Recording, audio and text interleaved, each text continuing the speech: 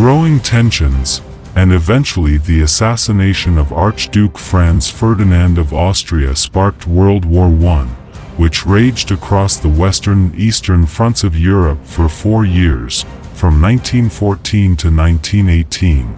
The war's engagements were incredibly deadly, with trench warfare and the early use of tanks, submarines, and airplanes resulting in an estimated 40 million military and civilian fatalities, including 20 million deaths.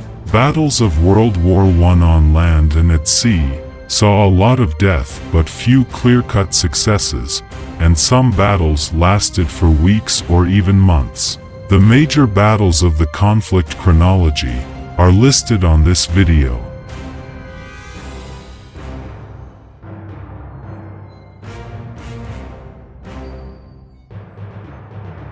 The Battle of Mons, the first conflict in Europe since the Battle of Waterloo in 1815, takes place in Mons, Belgium, and pits an estimated 75,000 British expeditionary force against 150,000 German troops in an effort to defend the Mons-Condé Canal.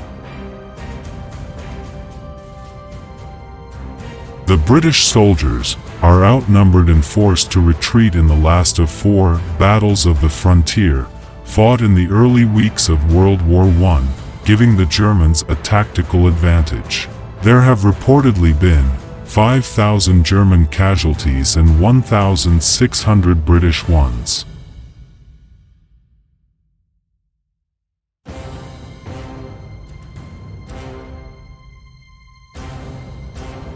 This battle, dubbed the Battle of Tannenberg by the victorious Germans, as retaliation for the struggle in 1410, in which the Poles routed the Teutonic Knights, would be the nation's biggest victory over Russia on the Eastern Front.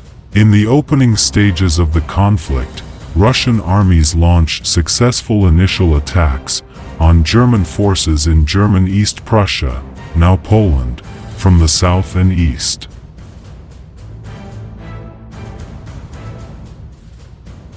However, the Germans are able to restructure their approach and drive the Russians back, after obtaining unencrypted radio signals from them. With 30,000 dead and more than 90,000 prisoners taken, the Germans who are pursuing the Russians essentially destroy their troops.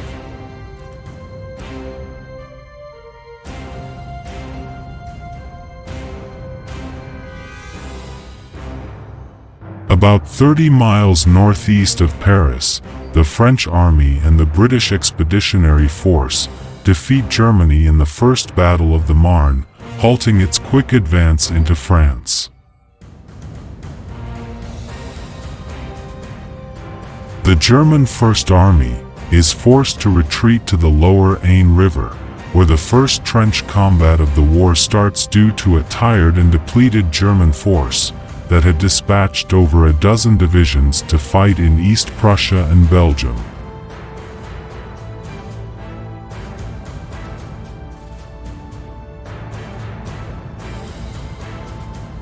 The First Battle of Ypres, the first of 3 fights to seize the historic Flemish city on Belgium's north coast that provides access to English Channel ports and the North Sea, starts what would come to be known as the Race to the Sea.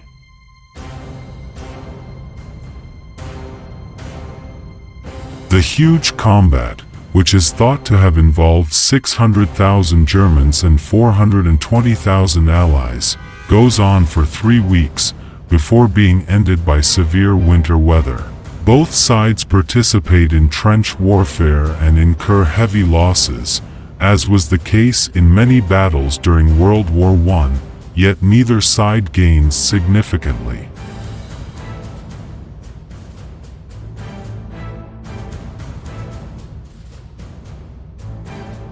The Battle of Dogger Bank is started when the British Grand Fleet engages the German Kaiserliche Marine in the North Sea after decoding intercepted German transmissions. Though it retreats, the weaker German squadron is unable to evade the British. A long-range gunfight begins, but the British HMS Lion sustained significant damage, while the German cruiser SMS Blucher is sunk.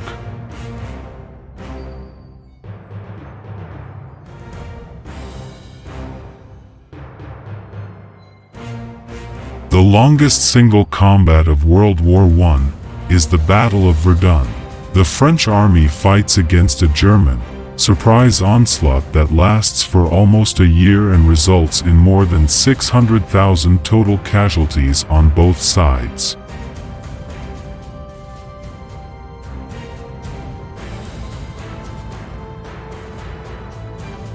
Invading the Ottoman Empire at the peninsula of Gallipoli in the Dardanelles Straits, British and French troops conduct the Gallipoli Campaign, the first significant beach invasion of modern warfare, now Western Turkey. To dominate the water passage and take control of Constantinople, an invasion is being conducted.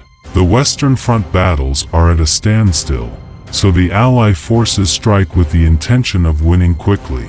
However, they finally withdraw, incurring around 180,000 casualties, including more than 28,000 Australian soldiers.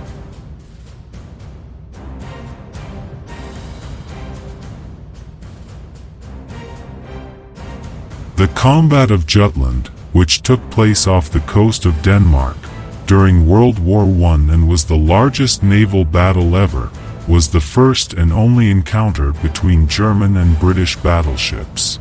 After German forces attack the Royal Navy, a deadly battle breaks out involving 250 ships, 100,000 soldiers, and several ships, with thousands of casualties on both sides. Britain is able to protect North Sea trade lines and maintain a blockade of German ports despite the fact that there is no obvious winner. The success of the Allies in winning the war ultimately depends on this blockade.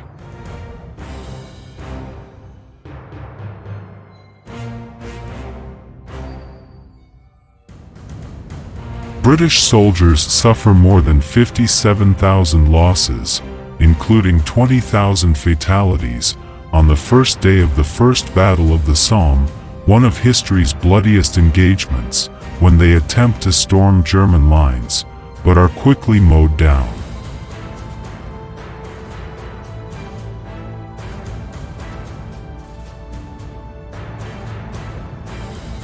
The Italians continuously attacked the Austrians in the 12 engagements fought along the Italian front at the Isonzo River near the Adriatic Sea, today part of Slovenia, in an effort to seize the region and gain access to Vienna.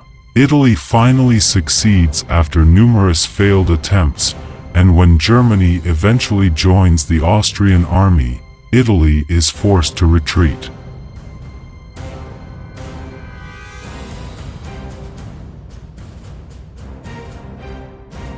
The Battle of Passchendaele, sometimes referred to as the Third Battle of Ypres, takes place at Ypres, Belgium, as British forces make an effort to retake Ypres from the Germans with the aid of the French and the usage of tanks.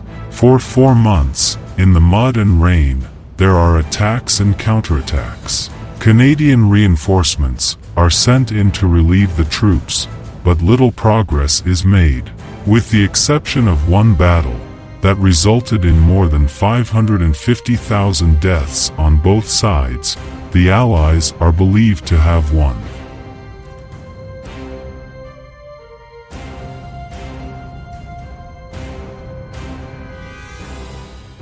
The Canadian Corps, made up of the 4 Canadian divisions, makes its first attack as a single unit on Easter Sunday at Vimy Ridge in northern France, quickly and decisively defeating the Germans in 3 days. The well-planned engagement, which is a part of the Allied Battle of Arras, establishes the Corps as an elite force and makes use of novel artillery tactics.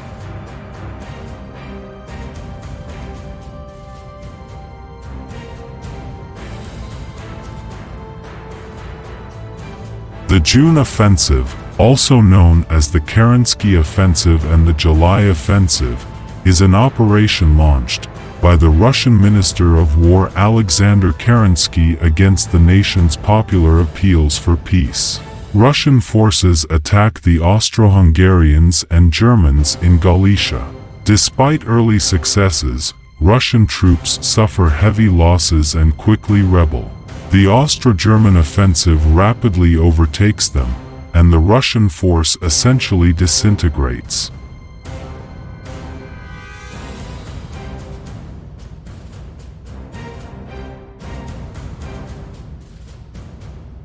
The 12th Battle of the Isonzo, better known as the Battle of Caporetto, takes place close to Kobarid on the Italian front, now part of Slovenia.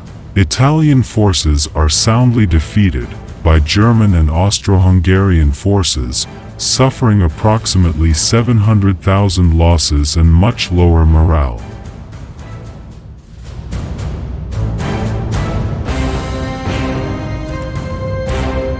The Battle of Cambrai, which took place close to Cambrai, France, and was World War I's first significant tank offensive, changed the trajectory of contemporary warfare by utilizing tank brigades and novel artillery techniques. On November 20th, British soldiers launch an unexpected attack, winning some fresh ground over the following few days. However, a significant German counterattack on November 30th causes the majority of that ground to be reclaimed.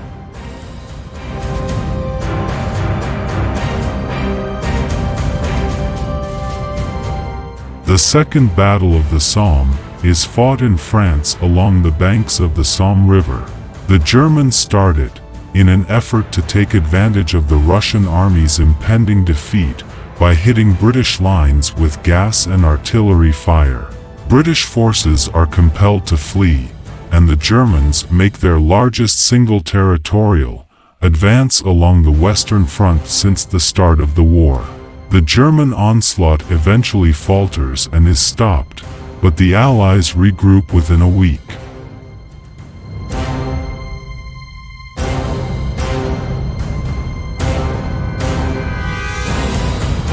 The 1918 Spring Offensive, also known as the Ludendorff Offensive, starts with the Germans beginning a series of assaults along the Western Front in an effort to end the war before American forces can join the Allies.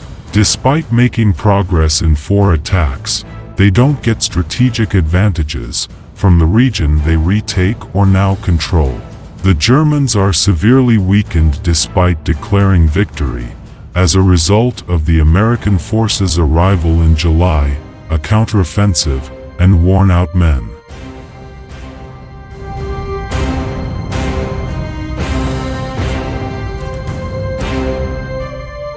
The Germans hit Allied soldiers in France's Champagne area in their final offensive campaign of the war in an effort to divert them from a different planned onslaught in Flanders. However, the Germans are greeted with heavy fire in the counterattack by French and American troops as they near the actual front lines, and are forced to retreat after being duped by a set of phony trenches constructed by the French.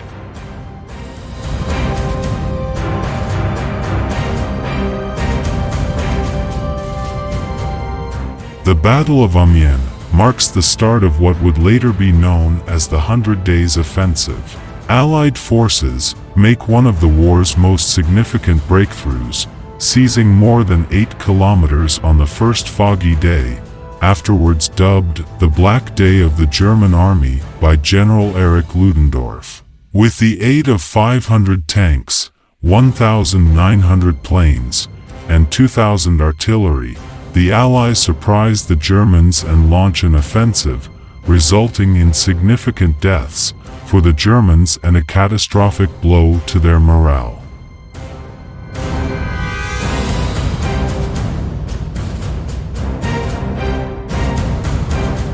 The battles of the Meuse-Argonne, which take place in France's deep forest of Argonne and along the Meuse River, was the largest World War I operation for the American Expeditionary Forces, involving more than 1 million American soldiers.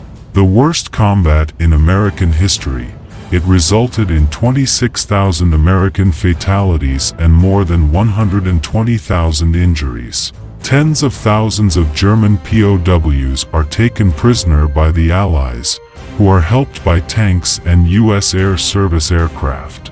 After 4 months, Germany ultimately concedes and begins its last retreat.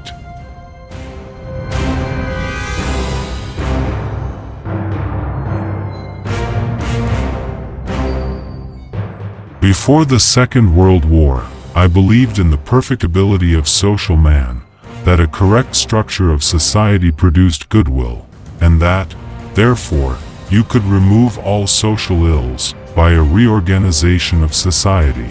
It is possible that I believe something of the same again, but after the war, I did not, because I was unable to.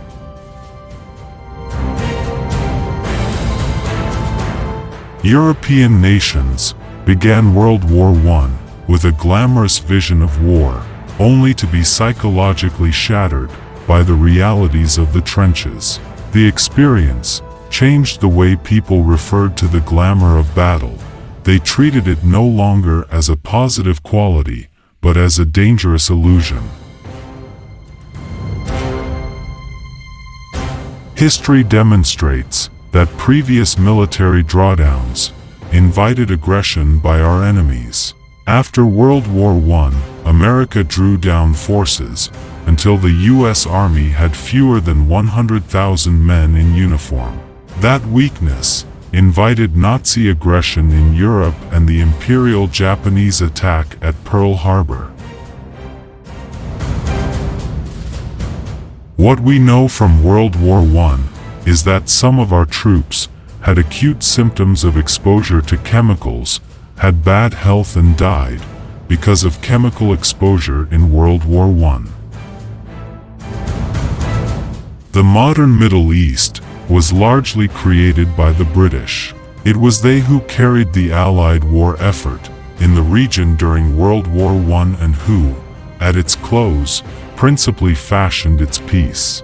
It was a peace presaged by the nickname given the region by covetous British leaders in wartime, the Great Loot. World War I was the deadliest conflict the world had ever known. Veterans Day originated from the American people recognizing that a heavy debt of gratitude was due to the veterans of that brutal conflict. The problem started before World War I. The gold standard was working fairly well, but it broke down because of the war and what happened in the 1920s. And then the US started to become so dominant in the world, with the dollar becoming the central currency after the 1930s, the whole world economy shifted. During the first 6 years of my life, Hungary was one of the most important components of the Habsburg dynasty's vast Austro-Hungarian Empire, but after World War I, it became an independent national entity. There are few historians who would challenge the fact that the funding of World War I, World War II, the Korean War, and the Vietnam War was accomplished by the Mandrake mechanism through the Federal Reserve System. On the eve of World War I, an estimated 2 million Armenians lived in the Ottoman Empire. Well over 1 million were deported and hundreds of thousands were simply killed. I've said it before, war brings out the patriotic bullies. In World War I, they went around kicking dachshunds on the grounds that dachshunds were German dogs. They did not, however, go around kicking German shepherds. World War I was not inevitable, as many historians say. It could have been avoided, and it was a diplomatically botched negotiation. As a soldier, I survived World War I, when most of my comrades did not. World War I broke out largely because of an arms race, and World War II because of the lack of an arms race. Anyone who experienced World War I close-hand was grossed out by it forever. It just was so awful. Serbia will neither allow a revision of history, nor will it forget who are the main culprits in World War I. If you look at the history of technology over a couple hundred years, it's all about time compression and making the globe smaller. It's had positive effects, all the ones that we know, so we're much less likely to have the kind of terrible misunderstandings that led to World War I, for example. Germany was beaten after World War I, but it didn't take long for it to rise again as a much more malignant threat. The end of World War II was not to be a compromise. It was to come about from the total annihilation of the enemy's ability and will to make war. Ever since World War I, superior force is no longer measured in terms of men or horses, but in the means to wreak destruction. I am imprinted with the whole sense of European history, especially German history, going back to World War I, which really destroyed all the old values and culture.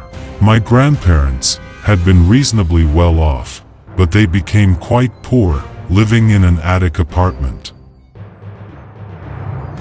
The American army, between world wars after World War I, had virtually disintegrated.